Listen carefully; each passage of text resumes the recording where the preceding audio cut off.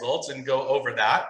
And as I said before, the mission of the collective is to help you create paths to wealth through real estate. And this is a whole new arena of real estate that's just starting right now. Getting into blockchain and crypto and understanding that, and the metaverse, like that's the newest thing.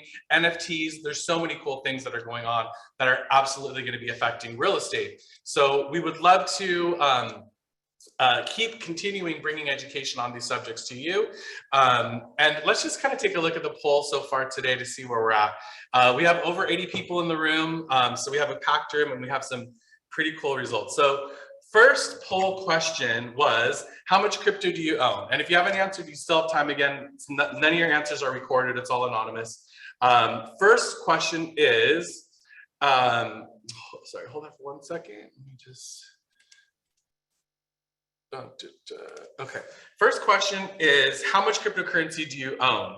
So about 27% of us own none, 20% own under 1,000, 29% are between, or you can actually, why don't you end the poll and share it as well, and then they can see the results and we can talk. Under about 29% of you own between $1,000 and $10,000. 12% of you own 10,000 to 100,000, and about 12% of you own over 100,000. So over 70% of us, 73% of us that are on this call own some cryptocurrency at this moment. That's pretty amazing. That's obviously much more than what the kind of the average is, right, for an area. But you guys are the smartest ones around, and congrats on that, because we're excited about crypto. Number two, have you ever used crypto to buy anything? This is a little bit more in depth of a question. So 24% of you have said yes, and 76% say no. That is the whole part of crypto right now that's coming to become more and more mainstream, right? Piper, our first speaker, is going to share some of the different places that you can use crypto to buy things. I mean, my family's from Croatia, and at gas stations in Croatia, even, you can use Bitcoin and a couple other coins to purchase gas. So the ability to buy things with crypto is becoming more and more relevant. AMC theaters, right? I think we've all heard about that. That's one of the big ones that are accepting crypto now as well. Number three, have you gone into and explored the metaverse, like Sandbox or Decentraland? Okay, a third of us, we're kind of split down the middle here. A third of us are like, no clue what that is. Another third of us are no idea how to enter, but curious what it looks like. That's kind of what I'm hearing from a lot of people, is that I've heard of the metaverse, I've heard of these places, but I don't know where you go or how you go to get in them. 20% are, I plan to do that soon, and 12% have actually been there. So not too many of us have actually experienced that place yet.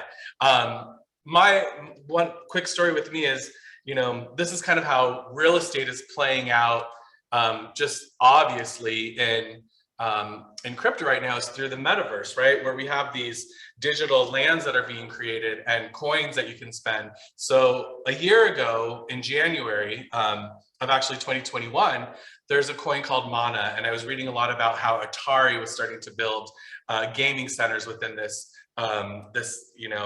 metaverse. And then other things were starting to build. So I'm like, I'm going to buy a little bit of that. The coins were 20 cents. Today, if you look up Mana for Decentraland, it's over $3. So it's pretty amazing how much that's really grown just in 1 year. You know, for example, you know, just a $2,000 investment would be worth right now over like $30,000. So it's pretty amazing. What else do we have?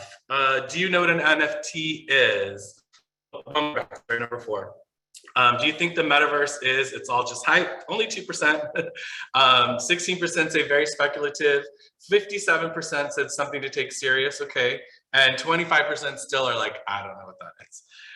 Number five, do you know what an NFT is? No clue, 16%. I think I do. That's about 39%. And then 45% of us are yes, I'm pretty clear on what it is. Can you use crypto as an asset when getting a loan? Just like threw this in at the end. Our lender was talking to us about this yesterday. You know, 40% of us have no idea. 51% say with certain lenders, and 4% say yes always. So according to our lender yesterday, yes, you can, but not every lender will look at your Bitcoin, or your crypto assets as assets to help you get a loan, like they would do with stocks and things like that. That some lenders are doing that, but hopefully that'll become more mainstream. So that will help you to actually get real loans to buy real property. Okay, I hope that was helpful to our speakers, and let's get started. So our first speaker today is Piper Moretti. I listened to her speak at the California Association of Realtors business meetings a few months ago, and I was like, I need to get in touch with Piper to bring her on to one of our calls, because she's just has phenomenal information. Piper, I'm looking for you on here so I could spotlight you. And Piper is she's the only person in California who's done 5 deals with Bitcoin, 5 actual real estate transactions with Bitcoin, which is pretty phenomenal. She is the CEO of the Crypto Real Estate Group. She specializes obviously in transactions with crypto, and interesting to me, I want to learn more about this. She's the chair of the LA chapter of the International Blockchain Real Estate Association. So what is that? What do you do? How many people are part of that? How can we join? I'm sure a lot of us are wanting to learn more about that. So let's see. Piper, where are you?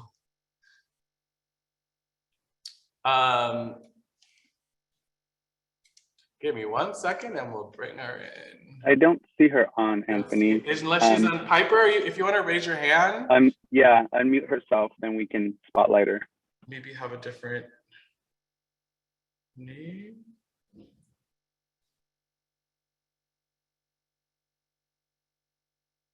Okay, so we will figure out where she is and get her on, but let's start with our second speaker. Our second speaker is Shali. I do see you, and let's see.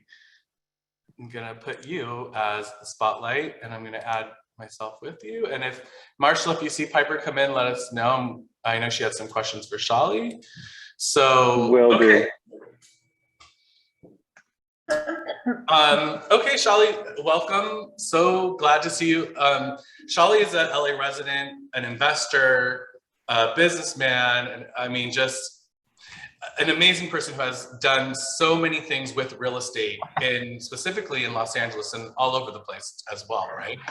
And now, we're hearing from a lot of big investors that they're starting to ask questions about NFTs in real estate, and how is blockchain going to be affecting real estate moving forward? And what are you doing in real estate that has to do with blockchain? Because your background is real estate investing, right? And now you're getting into this whole new world of blockchain and how that's interacting with real estate. And it's super interesting to me and all of us, and that's why we're here.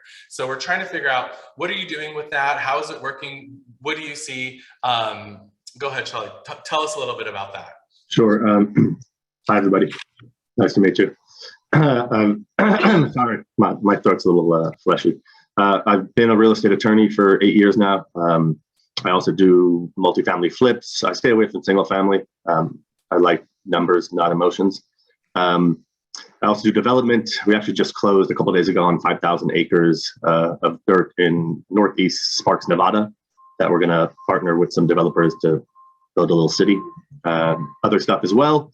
I've been in blockchain for 8 years, both functionally as an investor, on top of a bunch of projects, and I guess I'm on 4 companies right now, half of them NFT, half of them crypto. So I think the first question that I would pose, or which is important, is the understanding of the difference between NFT and crypto. And I kind of wanted to actually correct something you said, Anthony, about lending and being able to get loans for with crypto. There's an infinite amount of crypto, we call them DeFi, crypto projects that allow you to leverage your crypto for USDC or cash that you could use for real estate purchasing as well. You don't have to go traditional lending. Kind of the purpose of crypto and NFTs is to not skirt traditional avenues, but have a little bit more democracy as to what decisions you make, how you make them. That's, I think, one of the biggest advantages of buying real estate with crypto on a simple level.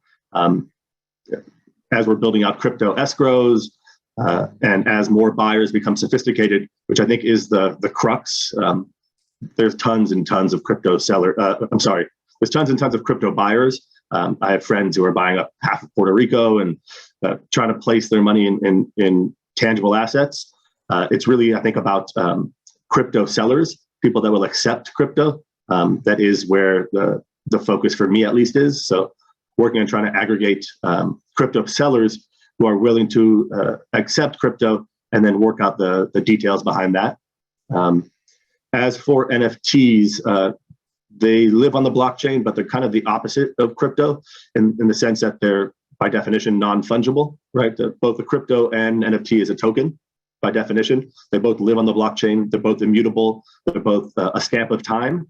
What I'm working on and where the future of real estate for my perspective is when you create an NFT, you can add data before the transaction or the minting and data afterwards. So chain of title, Liz Pendens, having all the data connected to a real estate transaction, escrow docs baked into one immutable block or one immutable thing makes transactions much simpler, keeps the world on notice by definition of liens or encumbrances.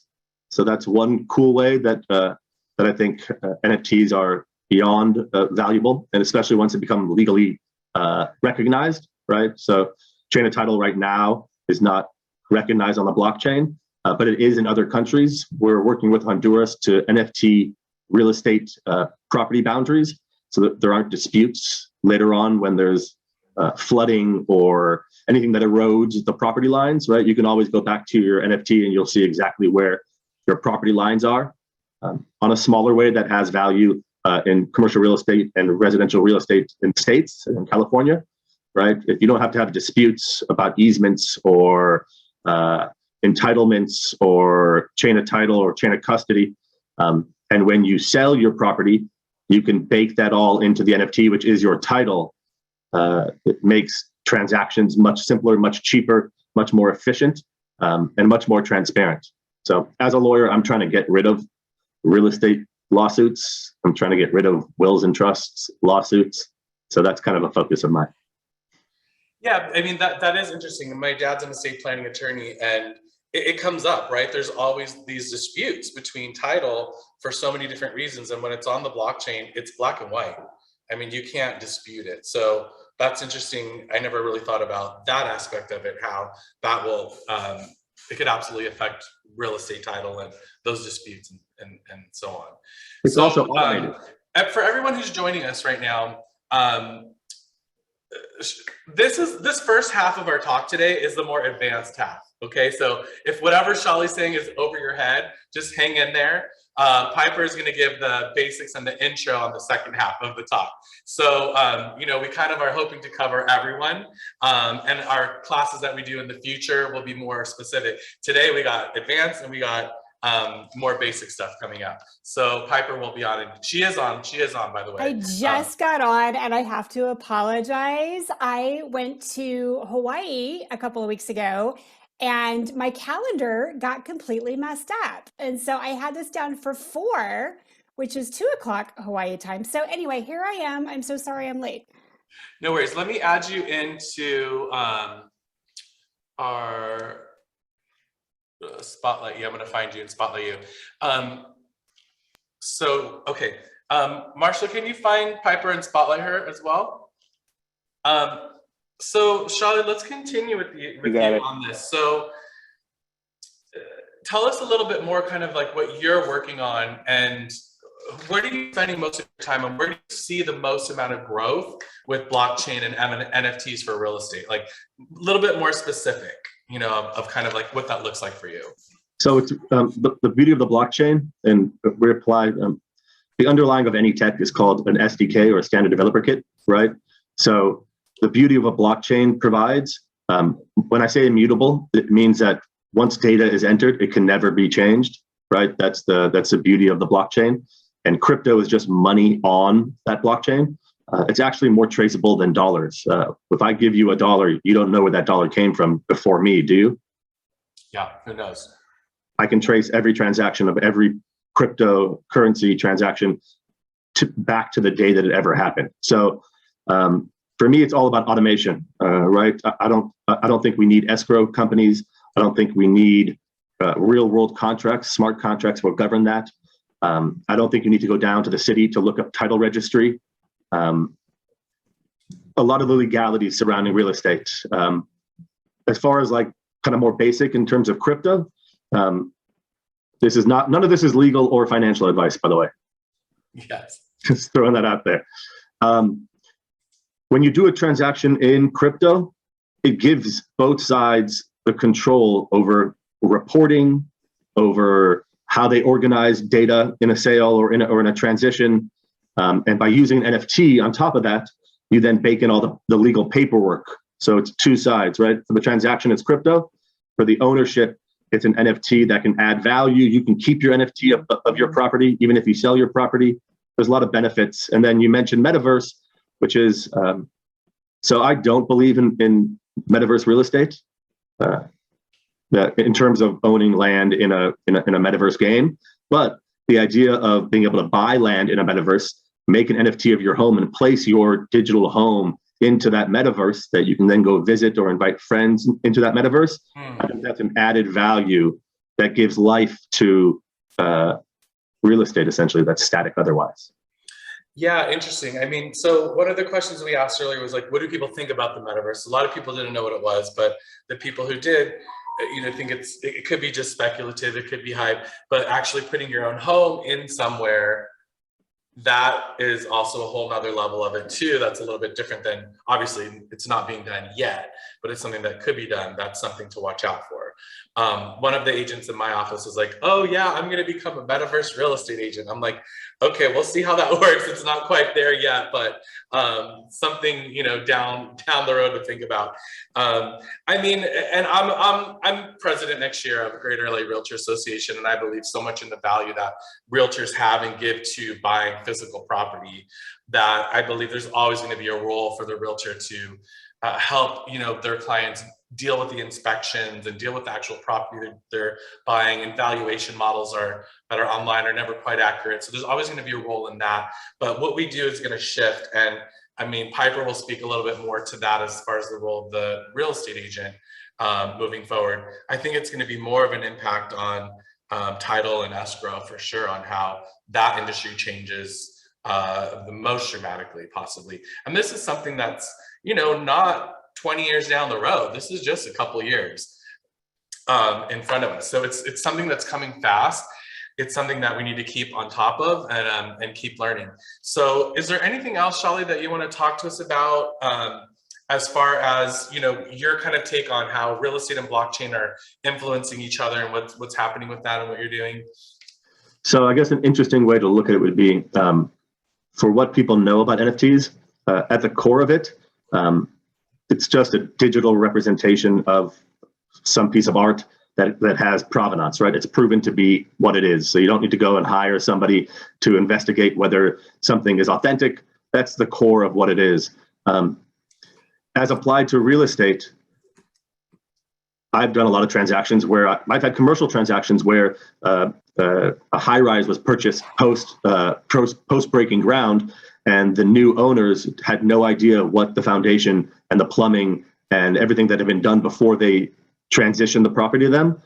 If all work orders, if all data attached to any transaction construction is embedded into an NFT, that creates transparency, clarity for resales, anything down the line. And by having the digital aspect of it as well, you create an opportunity to create additional value and interaction with your physical objects.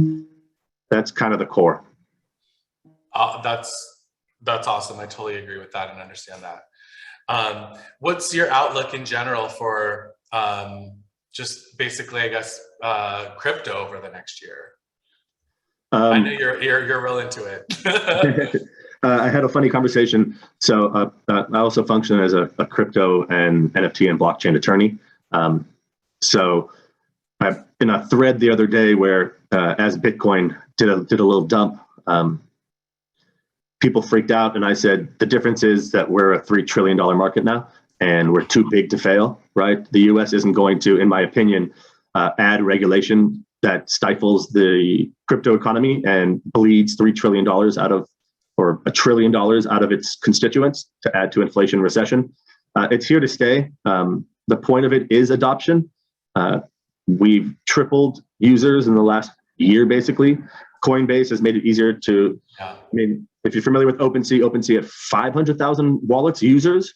Coinbase opened up their NFTs and within 24 hours had 2.5 million wallets. So those are people who aren't crypto native, but are probably at the top of that poll that you asked, which is like, I'm interested, I don't really understand, but the crypto world is becoming easier and easier and easier to get into.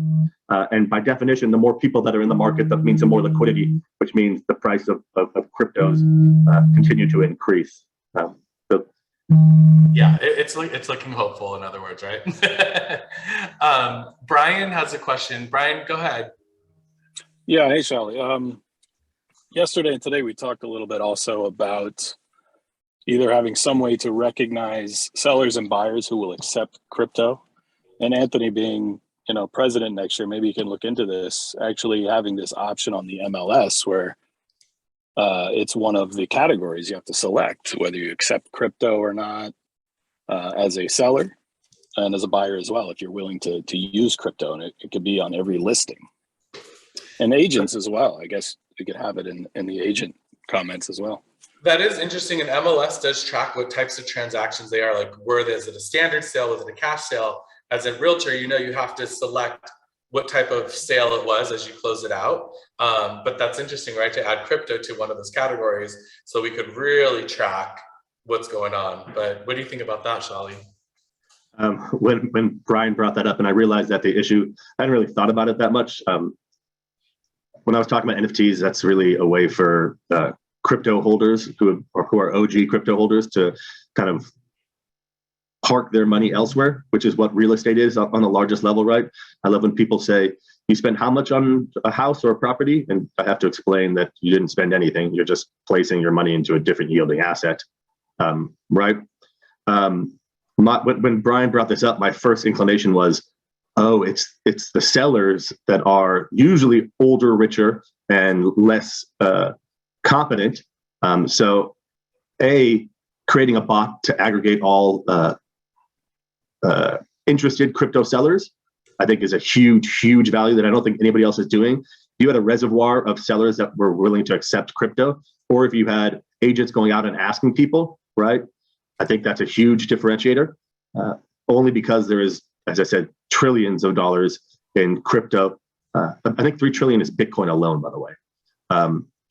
Whatever the case may be, there's an endless amount of money, young money, middle-aged money that is smart, that is looking to park their money elsewhere. And real estate is the most traditional of reliable investments, right? We never stop procreating. So by definition, real estate prices are gonna go up in the long term. Same thing with crypto as we increase adopters. But that's a really interesting play. I would focus on actual brokers reaching out and aggregating who is open to that, because that creates a whole new niche of capable sellers, I'm sorry. The buyers are there.